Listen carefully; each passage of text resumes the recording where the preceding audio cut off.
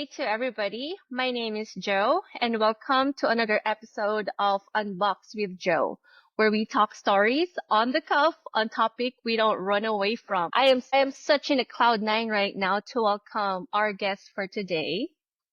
He's one of my very good friends that I have met here in Germany, and now he's living in Florida.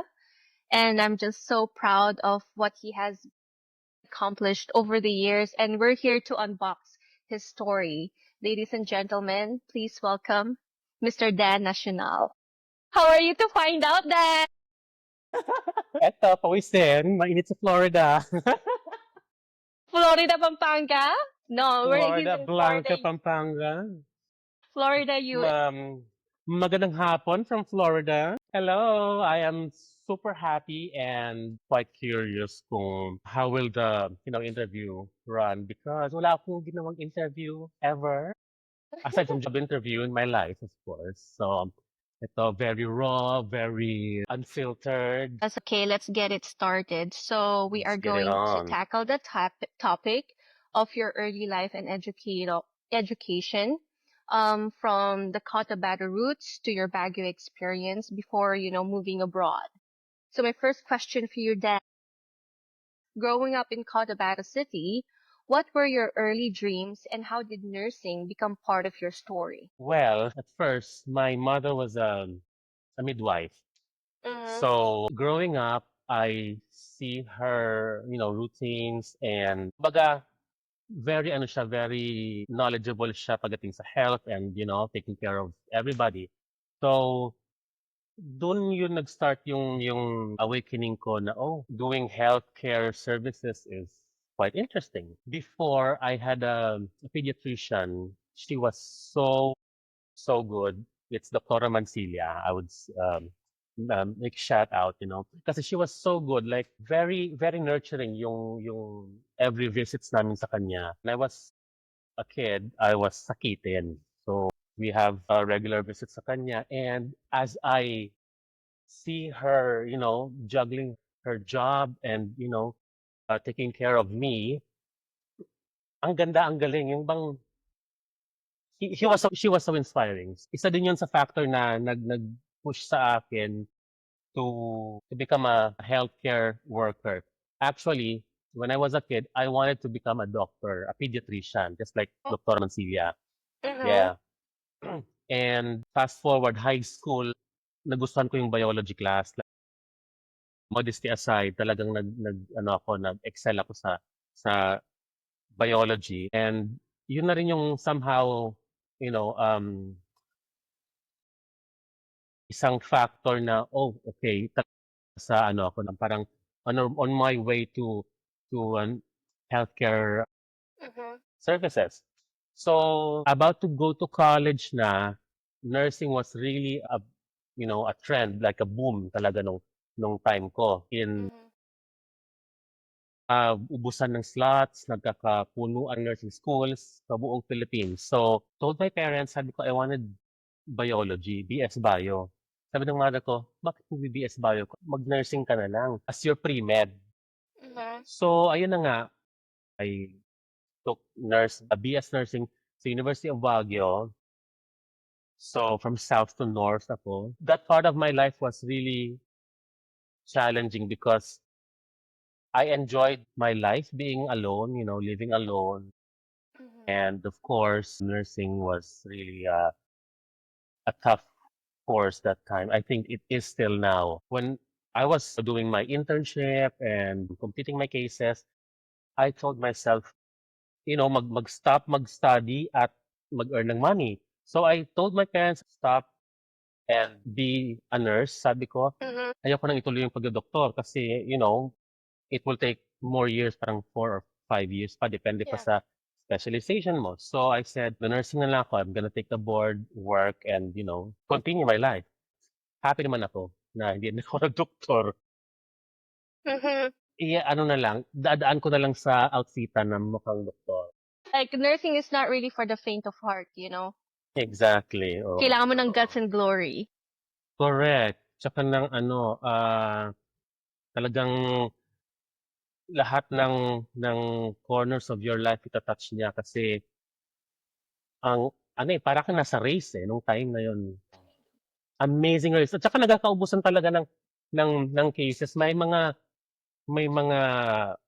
anong tawag nito, groupmates pa ako na talagang may mga under the table, what do you Mm. call that, transaction, makaungos sa ibang, classmates, you know, nandun talaga lahat naman ng race, eh, may mga negative stuff. I Yeah. totally understand. So speaking of Baguio, what was your experience like studying and working as a private nurse in Baguio, and any moments that really shaped your path through that journey? Well, okay, after graduating nursing, I told myself, parang, ayaw ko mag-work as a nurse. Yung mind ko is talagang shaken. So sabi ko, parang ayaw ko Mm-hmm. muna mag-work as nurse kasi yung time na nun, kailangan mo mag-volunteer without pay to get an actual job. And the actual job itself is undercompensated ka. Oh, may mga ganon. So, oo, talagang yung mga interns, eh, ina-underdog, yung mga ganon. So I tried working ibang work outside the nursing field, but I went back to my roots. So nag-private nurse Mm-hmm. ako. Mm-hmm. Actually, the way I discovered that job was I was an English private tutor, and then Mm-hmm. yung kapitbahay lang ng student kong Arab, eh, they were looking for a private nurse, but nobody would dare kasi that patient needs a special needs, kaya kailangan yung tough cookie ang kailangan nila, gano'n. So I tried, and when I started doing that, parang nahanap ko yung niche ko kasi my patient was psychologically challenged, dementia of course. And, may mga bagay na you have to do outside the box. Like, I don't wanna be specific, but it was really a challenge na I myself was surprised na nakaya ko. So, it really propelled my respect sa nursing field kasi dealing with patients na they are not in your own world. They have their own environment, they have their own world. So, alam mo yun, you have to understand and to somehow level And your adapt, you know? understandings. Yeah.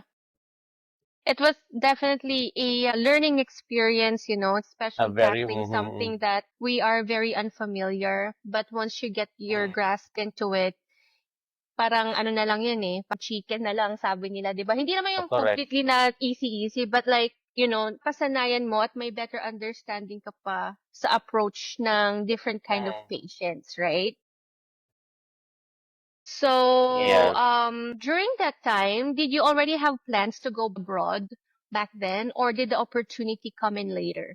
So, one Mm-hmm. time I was at work as a private nurse and my mother called me and sabi niya, "Uy, meron akong na-meet na friend, may binigay siyang details na, they're looking for a nurse to work in Germany."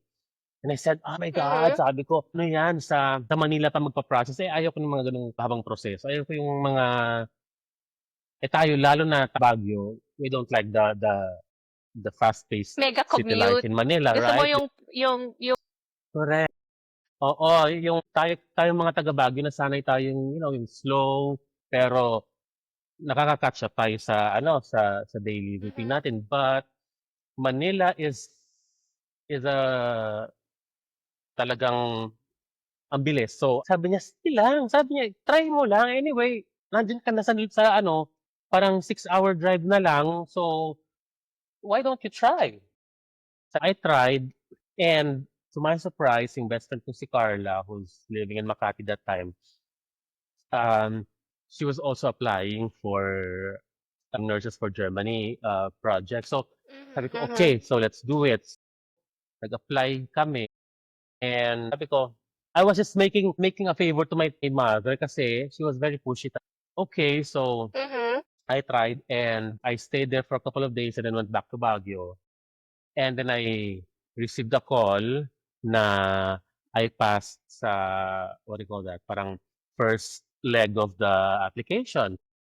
Mhm. Uh, Weeks after that interview and yung pagpapas ng documents, I went back to Manila Yeah. for an orientation and an on-site interview kasi may mga German employers sila nun nung time na no. Mhm. Eh ako every interview, every job interview ko, I make it a point na yung bang hopeful ako na I Yeah. will get the job, you know. So that time Mhm.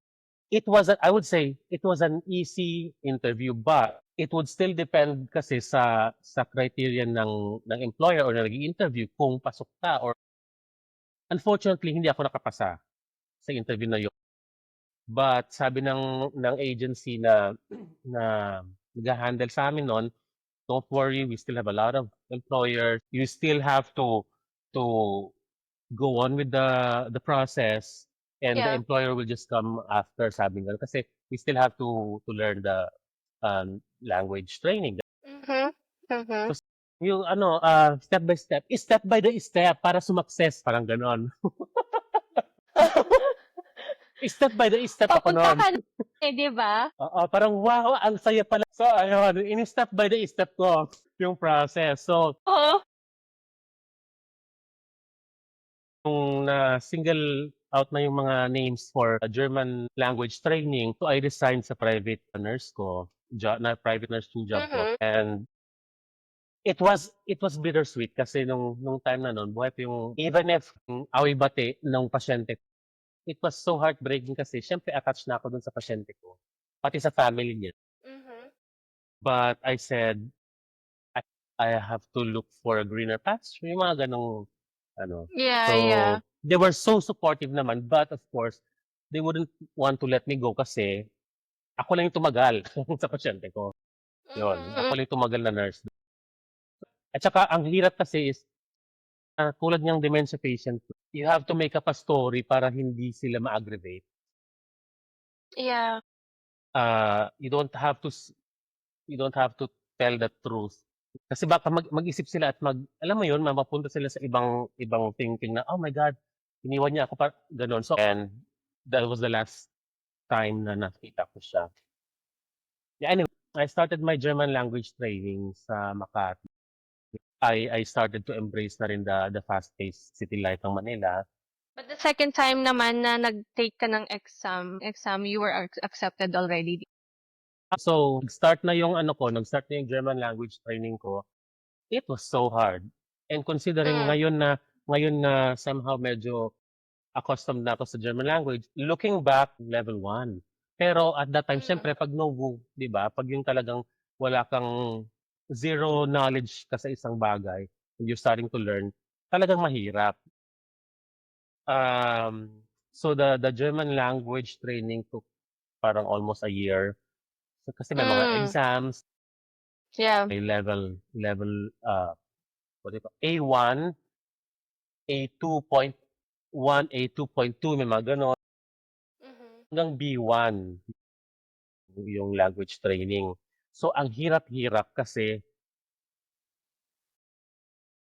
when you learn a foreign language na hindi ka sa foreign country na yun, ang hirap kasi after the class talagang magta-Tagalog kayo, eh. So, walang practice, 'di ba? And you're just learning dun sa four corners of the classroom, but when you go out, Tagalog, I mean, 'di ba? So, walang practice.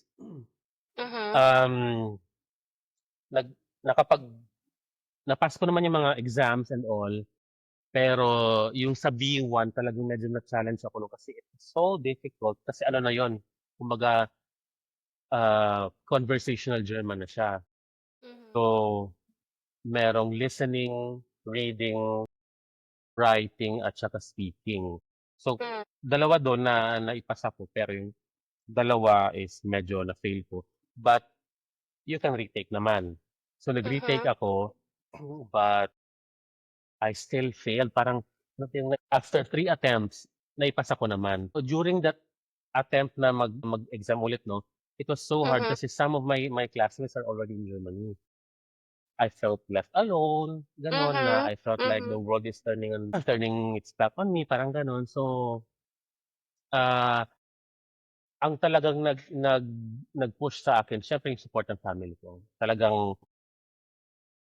ano sila kung kung paano yung hope ko, talagang sila, "Go, come on, you can still do it," gano'n. So, 'yan. Then you made it naman, 'di ba? I made After. it, yes, I made it through the rain. At saka ang life, 'pag yung bang may mga challenges na ibibigay, darating talaga sa point na you will give up. You will find yourself alone in a corner, in a dark corner. Somebody will share their, hopeful thoughts to push you, and it may not be coming from a relative or a family member, but sometimes a stranger, you know? Mhm. Yeah. Yung mga people you least expect na nabibigay sa'yo ng encouraging words, eh, also plays a big factor sa ano mo, sa, sa journey mo, you know. What were your first impression when you arrived in Germany, and was it anything like you expected? Well, ako na nasa city ako talagang yung alam mo yun, yung talagang like Carrie Bradshaw type of living, ano ako ambitious. So, I thought what I see in the movies are also happening in real life, pero hindi gano'n. Mhm. So when I, arrived in Germany, I was with a colleague, dalawa kami from the Philippines and sinundo kami ng employer. So arriving in the airport, etong si colleague ko, eh, trying to be kind and polite sa employer na. She was speaking English na, Mhm. "Thank you for, your time. We are so happy to be here, blah, blah, blah."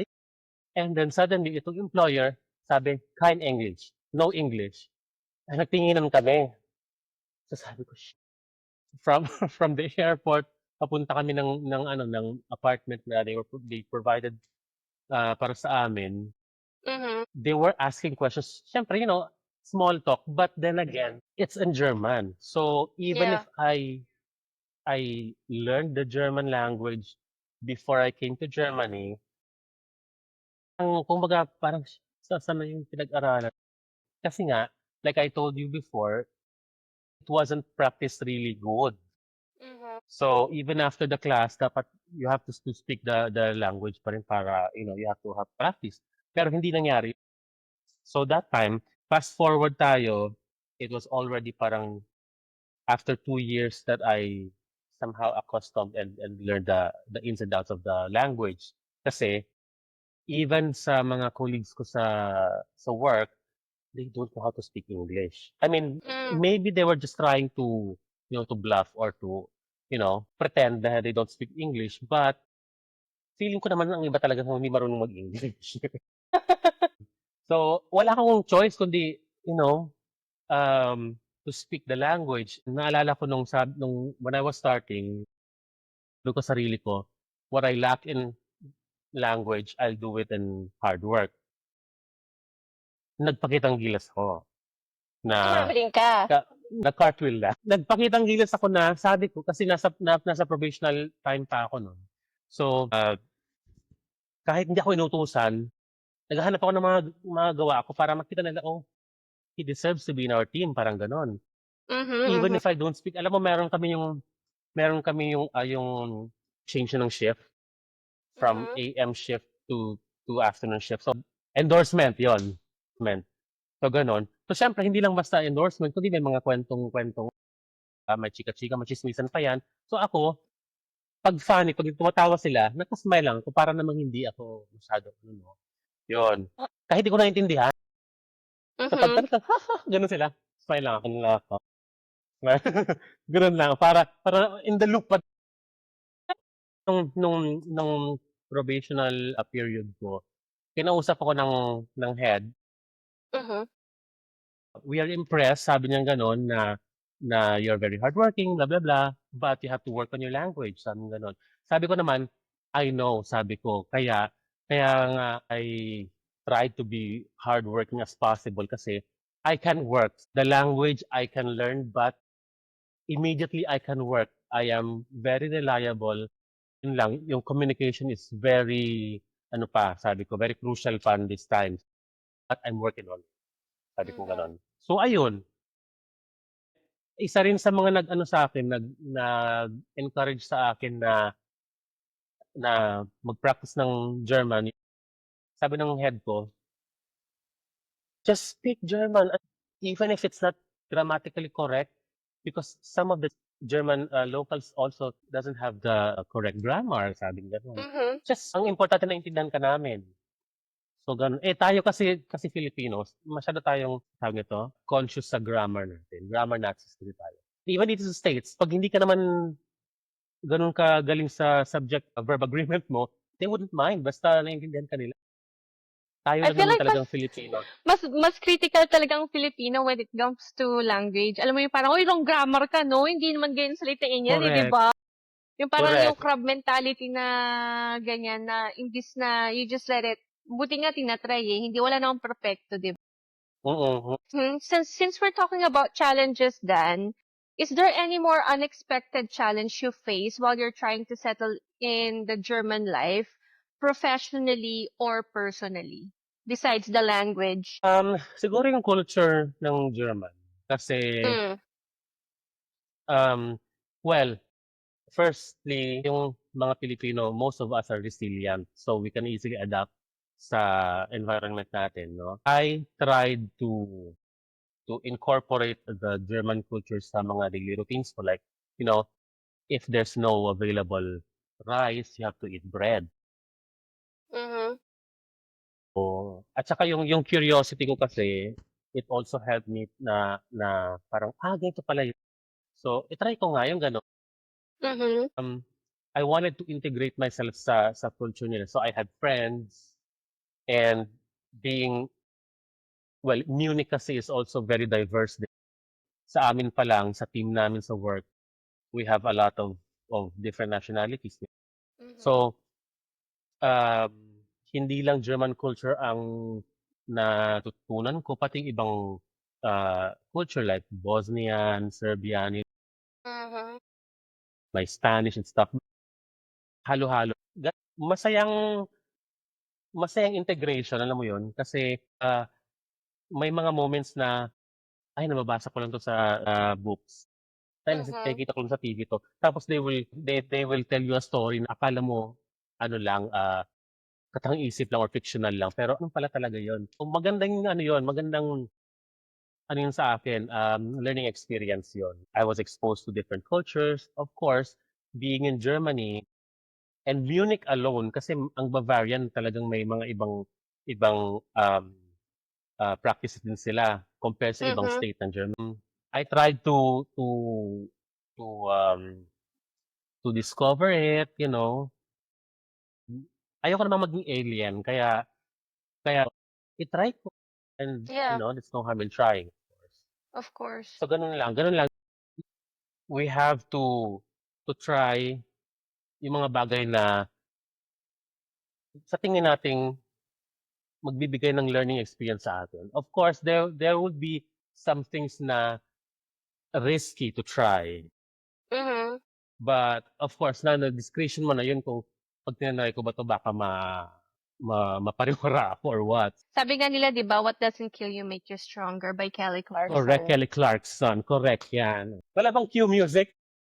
The life that you had here in Germany is really a very good learning experience, not only for you personally, but professionally. Ilan lang sabihin natin na you'll have that kind of courage na matuto ng ibang lingwahe, ng ibang dialect, na pumunta sa isang foreign land to prove themselves and work so hard.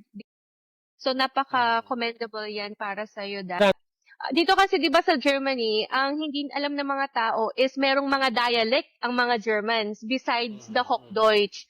So dito sa Yeah. Stuttgart where I live, they have Schwäbisch dialect, right? Then sa Oo. Bavaria may iba rin silang dialect, right?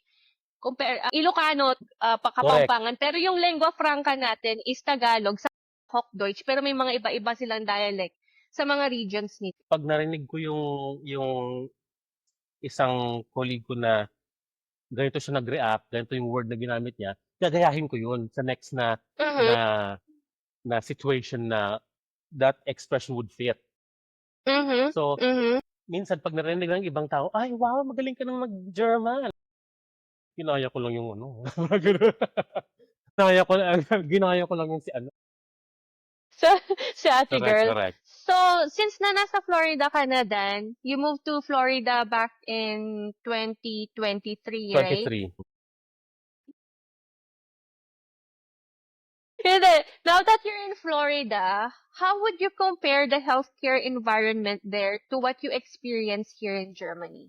Well, una tawag dito, health insurance ng Mm. mga empleyado is not as luxurious as diyan sa Germany na everybody has to have a health insurance, 'di ba?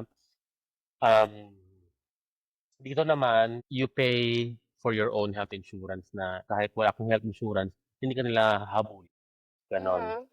As long as you can pay for your medical fees, gano'n. May mga similarities na when I started working here, yung routine ko as a nurse is same naman. Pero yun lang, yung meron kasi silang sariling tulad ng company na pinagwo-workan ko ngayon, meron silang sariling, ah, how do you say this? Kumbaga, practices, you know, na it may be absurd Mm. minsan 'pag iniisip ko, gano'n sila, eh, gano'n, you know? Yeah. And talking about resiliency talagang I have to be resilient. So, Mhm. um, ayun siyempre I follow them. May mga practices na bawal sa Germany na pinanggalingan ko, but puwede dito. So, I don't wanna be specific 'no, kasi baka may ma-touch akong sensitive, ah, thing, but Sensitive organs. sensitive organ. But gano'n, siguro yung talagang challenge sa akin is yung health insurance. Mhm. Ah, sa Germany ting sipon lang punta ako sa doktor kasi I don't have to pay anything. Dito It's universal insurance kasi dito, 'di ba? correct. Dito na 'pag sinipon ka pumunta ka sa ano, sa primary healthcare, $300 'Di for ba? example. O sipon lang 'yun ha, Decolgen nga Sakit-sagat, hindi 'di mo ba? may bili mo, 'di ba? O gano'n. So, lifestyle is lifestyle is sobrang, magkaiba Mhm. sa hindi lang sa work relation or related stuff 'no, pati yung sa ano dito, yung sa lifestyle dito, yung commute, yung pagco-commute. Ako Mhm. kasi I love commuting. Germany, Mm. Germany has one of the best commuting services. Pero Yeah. dito sa Florida, especially sa Jacksonville, you have to have your own Mhm. car. So, ayun, medyo ano naman yun sa akin, challenge naman. Na extra challenge ka dun 'no, dear? Extra challenge, oo. Buti na lang may Uber at Lyft. Florida. Between Germany and the US, where did you feel more supported as a nurse and why? Tough question. Feeling ko dito sa US talagang nakaramdam kaagad ng malaking support 'no. But I'm not saying bad things naman about Germany. Siguro kasi the one thing that I am thinking about na malaking factor na hindi ko naramdaman yun sa Germany is because the language barrier. Mhm. Sa isang foreign country na you have to learn the language pa, they will look to you as stupid, Mm. incompetent 'pag you don't speak the language. Yeah. Even if you are the best nurse in the world, if you don't speak our language, you're not with us. Parang you can't sit with us. Mhm. So, na pinakita ko ng hard work nga ko, I don't speak the language fluently, I'm not competent. Pero dito when I moved here, they were all praises and, they were singing my praises na, wow! So, Filipinos kasi, we already started speaking English since we were year old. We integrated yun sa ating curriculum sa school. So we speak Mm-hmm. English. It may not be fluent, but we can speak. So when I started Yeah. working here, labas ko yung mga therefore, however, nevertheless, mga ganun ako. So talaga na-impress sila. Ay, wow, ang galing ka mag-English. Therefore, I conclude. Correct, oo. I may not thou. So, ayun. So, ginamit ako ng mga highfalutin words. Wow, magaling. Magaling! You're in our team. Step by the step. Wow, makikita ko na si Lord. Ganon. Ganon.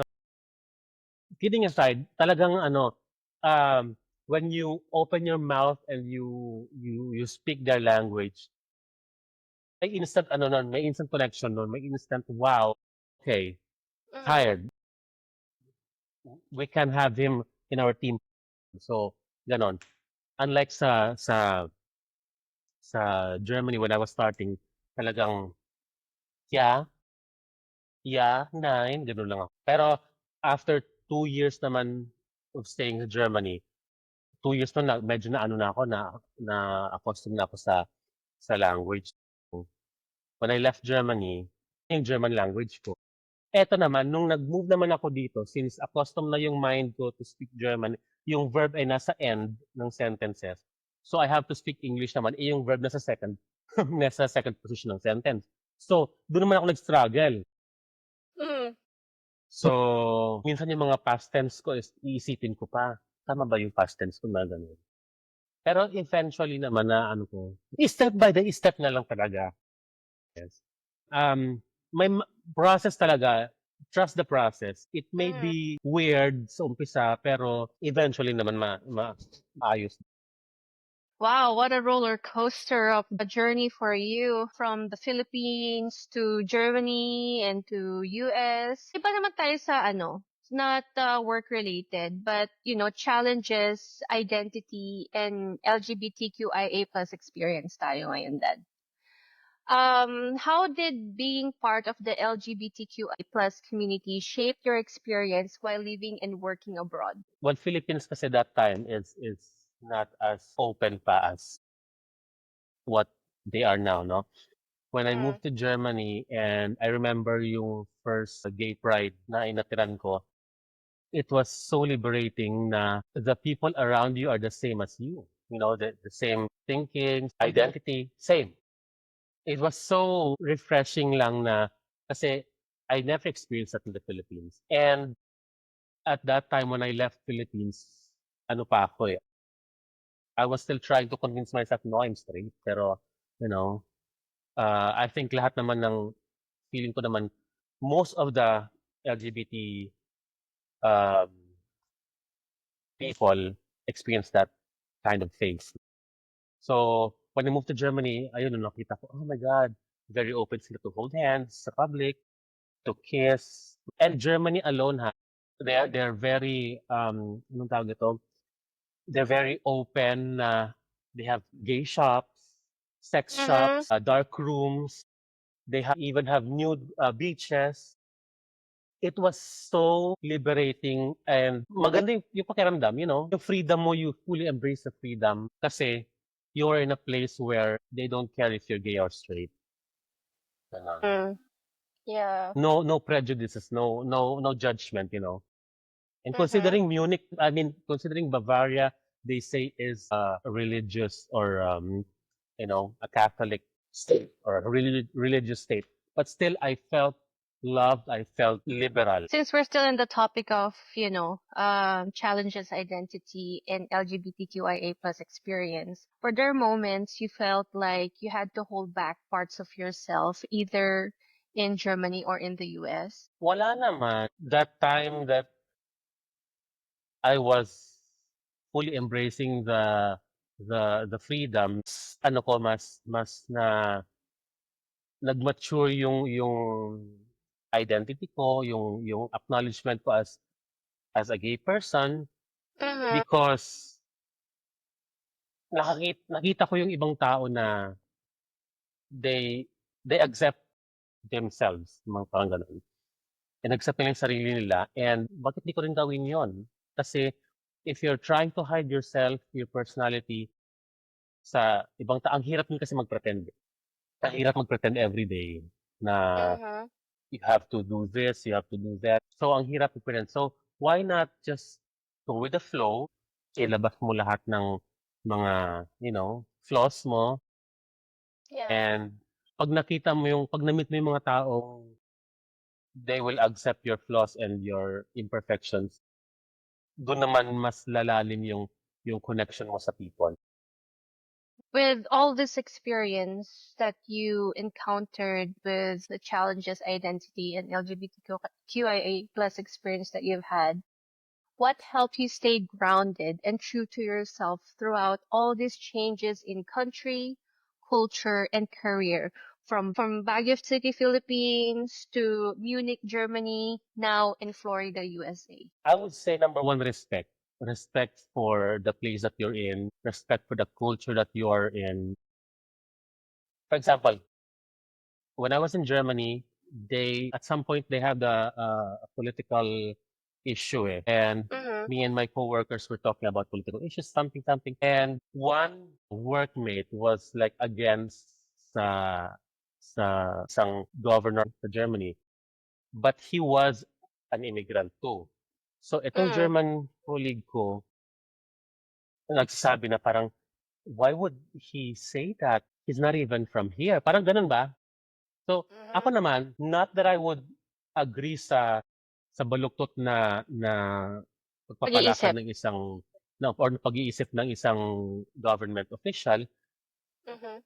I just would like to keep my mouth shut and open it if it's really necessary to open. Mm-hmm. So, if you would ask my opinion, I would tell you my opinion, but not to the point na hindi dapat ganitong gawin ninyo, you know? At the end of the day, I am a visitor. I am an immigrant here, and I'm just Mm-hmm. starting to build my life here. I'm not even Mm-hmm. a German national. So, yung respect. If the people around you where you're working or where you're living is, they eat this kind of absurd food, do not laugh. It's their part of their culture. Even in Baguio, may narinig tayong ibang making fun of the Baguio locals. I am not a local, but I would defend them like I am a local, like I am one of them. So respect, number one, respect. And respect goes hand in hand with resilience. So if you have Mm-hmm. respect, you can easily adapt into the environment that you're in. And believe me, the people around you will embrace you.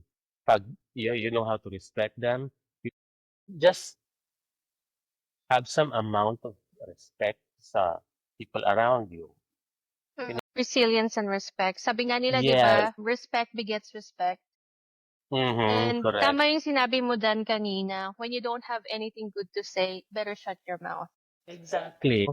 May mga ibang tao kasi na feeling entitled sila for their opinion. But girl, hindi ka pwedeng magsalita. Shut up. Hindi kasi Miranda. We should all be Mirandas. Two characteristics of Cordilleran, or Baguio is part of the Cordillera region. Mm. And one of the things that we're very known for is resilience and respect. Mm. And you've carried that attribute wherever you go. Yan din yung nagpatatag sa'yo throughout the years. And that's how you actually gained so much friends and influences in your life. Kaya a lot of people looked up to you because of the respect that you actually give to other people. And may I just add, no, Mm-hmm. we were brought up kasi na you respect only the elders. Even the little ones, respect din. Walang ano dito, walang age differences or even the plants, you have to respect them. I mean, Of course. talking about outside the box, Mm-hmm. everybody wants respect. Everybody deserves respect. Sabi nga ni Whitney Houston, I believe the children of our future. Yes, correct. You are the greatest love of all. So we're moving on with our advice and reflections throughout your journey. So, what advice would you give to someone from a small city in the Philippines like Cotabato or Baguio who dreamed of working abroad? I would say, um, siyempre sa umpisa may mga doubts, may intimidation, may mga doubts, intimidation, nervousness, But the moment you take the risk of trying, that's the time na you believe in yourself, no? Like, going back to my story, I was so nega sa mother ko na, "Ay naku, magpa-process pa akong ganyan." Eh, I was so ano na, contented na sa life ko, which hindi pala yun sufficient. Yung contentment ko dati, it's not sufficient pala sa life na dinedream. And when I took the risk of applying, na ang dami ng doors na nag-open. So, just take the risk, and if you feel small, ano mo, take the leap of faith, try. Of course, siyempre yung discretion mo as a mature person, as an individual, kailangan mong i-ano yon, i-focus din na, if I'm gonna try, what will I lose? Take the risk and be curious. Yun isa din yun sa mga gusto kong i ah, i-reiterate. Kung hindi ka curious, andiyan ka na lang, stagnant ka na lang. Ano sinabi ni Maring Kelly? Ako. Ayoko. Basta gano'n si Maring Kelly. What doesn't kill you makes you go brighter. Shine bright like a diamond. And take the risk, be curious, and believe in yourself. Although talagang natural na magda-doubt ka at mga holdbacks, no? Pero take the risk. At saka, sabi nga ng sister ko before, change, although kinopy niya lang to sa ibang quotable quotes, no? Change is the only constant thing in this world, sabi ng sister ko. Thank you, sis. Step by the step. So, Wow, makiko na si Jesus. from advice, punta naman tayo dun sa mga lesson learned. So, what did you learn about yourself from the setback, like the failed first interview for, to go to Germany that success couldn't teach you? Lesson learned, Mm-hmm. try harder. From that interview, ang hirap kasi kapag frustrated ka eh. Ang hirap mong i-push agad, i-push agad yung sarili mo from that failure. But um, try to grieve first. Of course, you acknowledge the grievance, but you don't have to stay there. You don't have to stay in that dark spot always. So you have to push yourself. The second interview was the Munich employer which I worked in. And I said, talagang hindi para sa akin yung Stuttgart, siguro talagang para sa Munich, which I super Mm-hmm. love. Munich is my second home. Third, Mm-hmm. ang dami ko ng home eh. So, Pero may kang home away yun. from home. Correct. Oo. Hindi ako na home alone. When I started living in Munich, sabi ko, oh, okay. Siguro kaya nag-fail yung una is because God prepared me for a better place, a better position in life. Yes. It's just That is so. it's just a matter of perception. You can acknowledge the pain, the grievance of failing, but at the end of the day, you have to still continue living, Try again. Then, message to your 5-year-old self. Keep the fire burning. Kasi I was so curious when I was still little. Yung curiosity, it may lead you to sometimes to an accident, but be curious. Ano nga tayong famous line, yung curiosity killed the cat. You will be killed pag talagang hindi para sa yung... But anyway, sa akin is be curious kasi it will lead you into a place na you never imagined mapupuntahan mo. Like ako, um, tulad ako nung nasa Germany pa ako, I enjoyed my life there because, you can just take a bus and be in a different country. Mm-hmm. Tulad ko na very ambitious at very, ano tawag ito, kung ano yung nababasa ko sa libro at nakikita ko sa movies, talagang inaano ko sa sarili ko na, I will be in this place then. But it may be not now, but now soon. So, when that moment Mm-hmm. comes na nandun ako sa place ko na ini-imagine ko before, it is so surreal na, wow, ito pala yon, ito pala yung Italy, ito pala yung France. So, keep dreaming at Wow. saka be curious yon. Kasi Mm-hmm.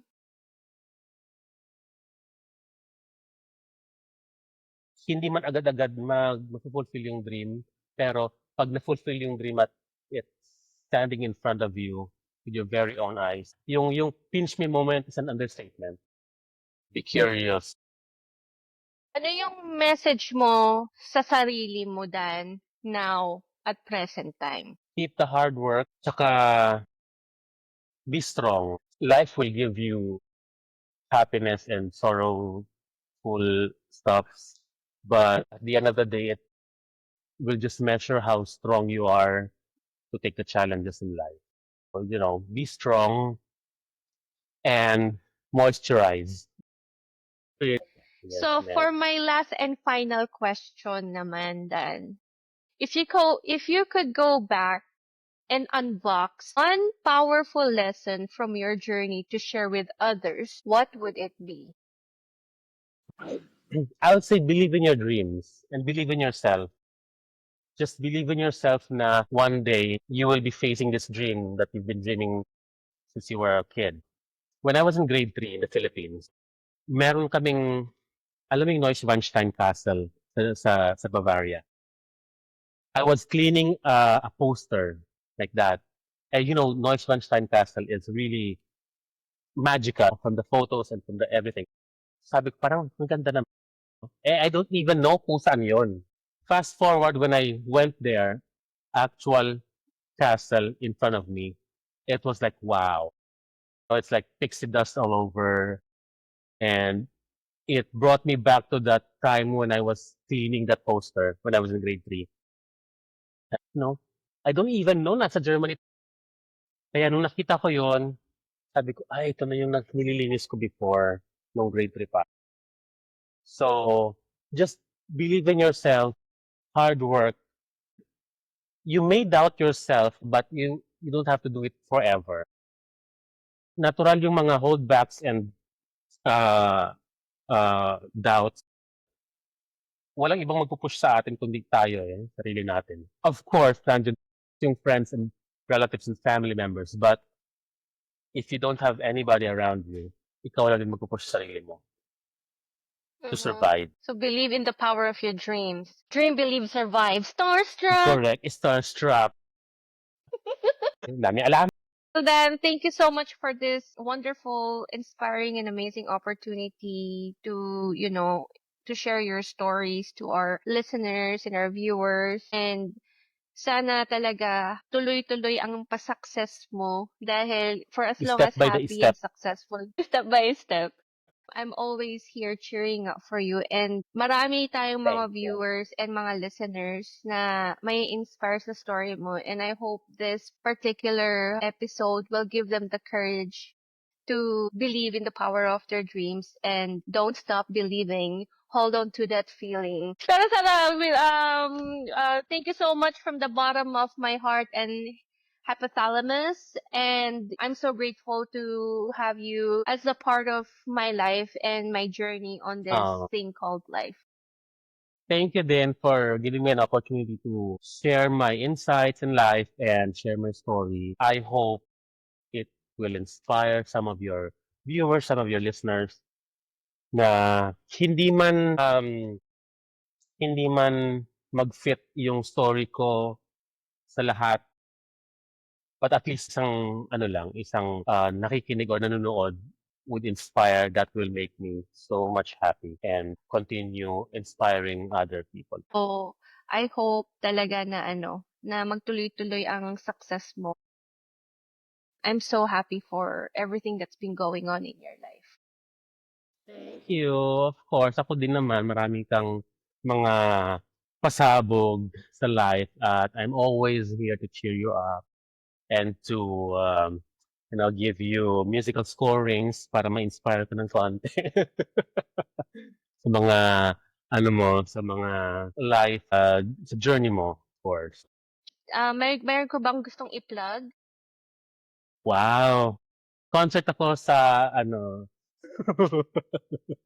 concert ako sa men's room ng Building A.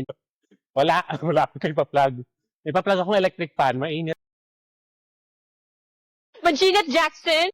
Imagine Jackson sa Florida, may pa-plug akong electric fan mamaya pagkatapos natin. Kaya pala pawis-pawis ka dyan, Mi. Kala ko may Correct. panyo-panyo. Kala mo moisturizer, no? Hello. Kasama yung Ate Vico. Ito ang Ate Yes! Vico. No, Ate Vico. Ay, nako. Thank you so much, Dan, for giving me this opportunity to Sure, of share your course. story.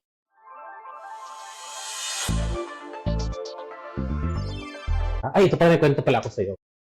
Mm. Sa work ko, may 3 titas na Pinoy. Mm. Si Ate Glory, si Ate Neri, sa kitchen sila nag-work. Mhm. Si Ate Sally naman is sa housekeeping. Si Ate Sally madalas kong ma-meet. Siya janitress sa floor. Si Ate Neri madalas kong makita kasi siya naghahatid ng food. Si Ate Glory sa kitchen lang kasi siya nagluluto. Mhm. So si Ate Glory is Diyos. Alam mo yung really religious and everything. Until last December, nasa break room ako. Sabi niya, kamusta ka? Pagod ako ate, maraming absent ngayon kasi maraming may sakit. Ay, oo nga, ganyan. Tapos sabi niya, may sasabihin ako sa iyo, matagal ko na itong gusto sabihin. Gusto ko itong sabihin na ngayon kasi baka may mangyari sa akin. Hindi ko masabi sa iyo. So na-curious ako, girl, ano yon? Isip ko pa. Sabi niya, huwag ka ma-offend ha. Yung mga ganyan na paunang nakaka-offend yan. Yung mga huwag ka ma-offend ha. Tangina, i-offend mo ako, sabi ko. Ay, ito ma-offend ako, sabi ko. Sabi ko, ano yun? Sabi niya, may takot ka sa Diyos? Meron naman. So, kasi sa Bible, man and woman, blah, blah, blah. Sabi ko, ate, sabi ko, you don't have to tell the Bible story kasi graduate ako ng Catholic school from kindergarten to high school. And yung college ko is a Catholic school din sa Baguio. So, I am very much accustomed sa Bible stories, sabi ko naman. Pero sa akin lang, no?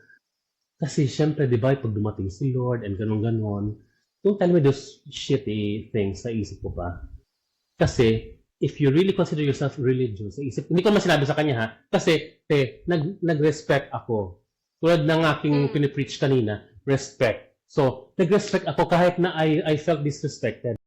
So, I respected her kasi elder siya at saka ayoko ng drama sa shift ko.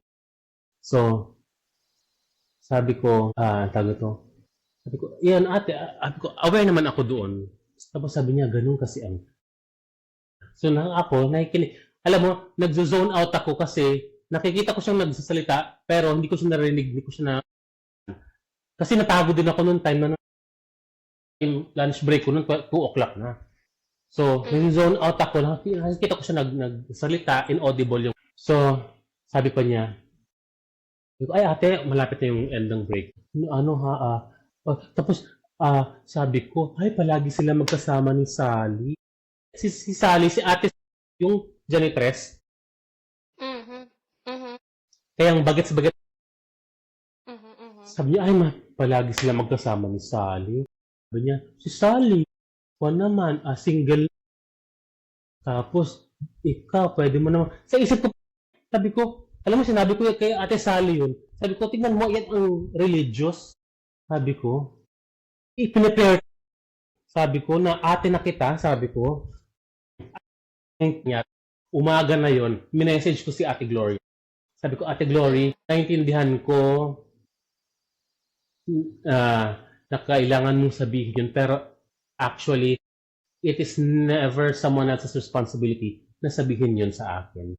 Kung sa tingin mo na hindi mo ako na-accept kung ano ako, siguro hindi dapat tayo maging close. So from now on, mag-ibang hindi na tayo close. Nirespeto kita ate, mataas ang respeto ko sa iyo. Hanggang doon na lang. Bukasan noon, January 1, sabi ko siguro ito yung way ng universe na yung mag-lesson ng mga nega sa around me ko. So, January 1, pinuntahan niya ako sa floor. Sabi niya na, I miss you. Magnag niya ako. Tapos, hindi ako nag-hug back. Sabi niya, na-miss kita. Oh, don't change ha. I'm still the same. I'm not, sabi ko. I'm not the same. Patigilan siya. Boundaries, so pag nagkukwento ako sa kanya, at the back of her mind pala is, I don't accept this person. Ginajudge ka niya, no? She's judging me, pero fake yung pinapakita niya sa akin na, oh, now you accept. So, yun yung hurting kasi all along, I thought we were comfortably friends. Mm-hmm. Ano pala? So, ako, I never disrespected anybody. Even if I feel disrespected. Okay. Siyempre, yung finesse natin, nandyan pa rin. I don't like drama.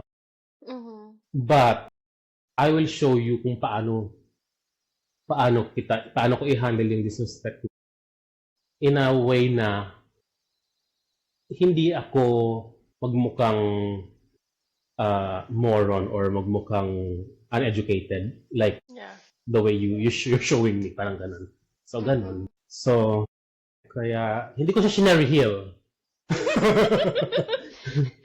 Hindi ko siya shinary-heel. Although, meron akong soft drink sa harap ko.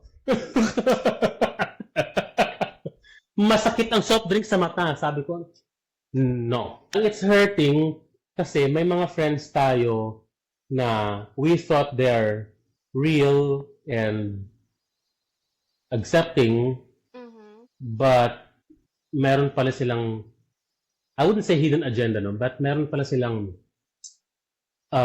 other face. Yeah. So, di ba, alam mo yung trend ngayon na Well, if you judge me, better tell straight to my face now. Kasi, para we don't have to continue this friendship if this friendship isn't real. Why waste our time?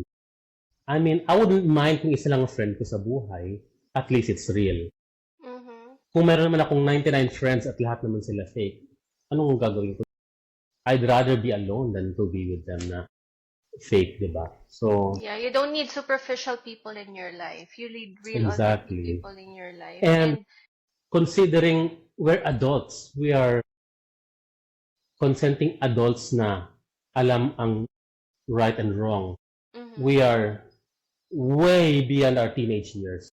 Ganun sa teenager, high school lang nangyayari yun. Diba?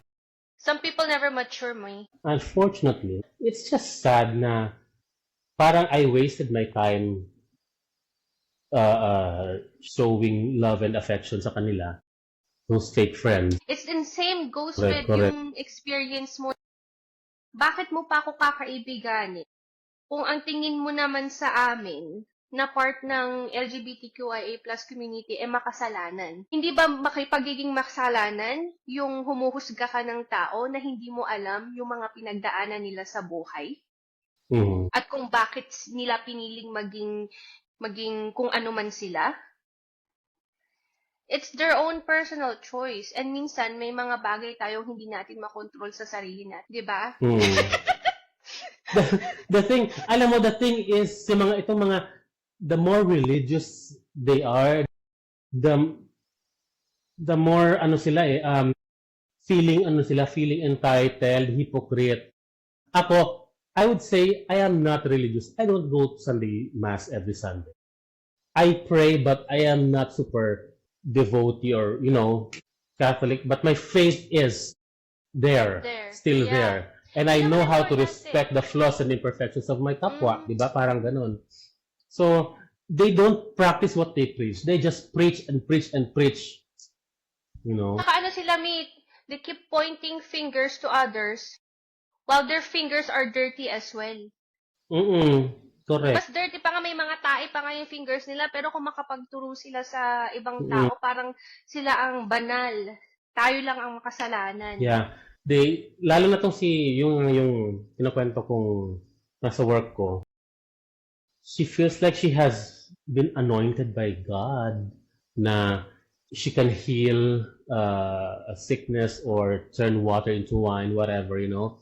I mean, I don't have anything against religious people, pero we don't have to argue religion and some other things because nobody will win. Kasi religion is based on your belief. I mean, it may be tawag nito, may mga studies and all, but iba-iba tayo ng ano ng perception sa religion. If you believe that a plant is your God, okay. If you believe that cow is a God, okay. It's just a matter of respect, you know? Kasi walang mananalo sa atin. Kung sabi ko the best ang religion ko, tapos sabi mong the best, walang mananalo sa atin. Diba? True. I agree. Kaya, Diyos ko. Kasi respect pa din talaga. It all boils down to respect. Kung sabihin mong wala akong paniniwalaan Diyos, okay. Huwag mo nang ipilit na, halika, sumama ka sa religious group ko. Diba? Wag, ganun. Ano, diba? Mas makasalanan ka, wala kang, alam mo yung mga ganun. Diba? O, yun din isa rin sa mga moments na proud ako sa sarili ko kasi I handled it well like an adult, like a mature person na hindi ko siya pinalengke sa break room. Pinabayaan ko siya. I continued my work kasi may work pa ako after my break. Pero, umuwi ako, sinabi ko, I wouldn't want to be friends with those people, you know? Kung ganyan man ang tingin nila sa akin. So, nabother sa akin yon. Siguro, it was so difficult to let go kasi I invested na a good relationship with her actually. And I have to cut it immediately na, no, hindi ko na friend to. Well, ngayon, mas masaya ako kasi hindi ko na siya friend. At least mas more free ka ulit na to be just yourself instead of being around instead of being with around a person that continually judge you from behind.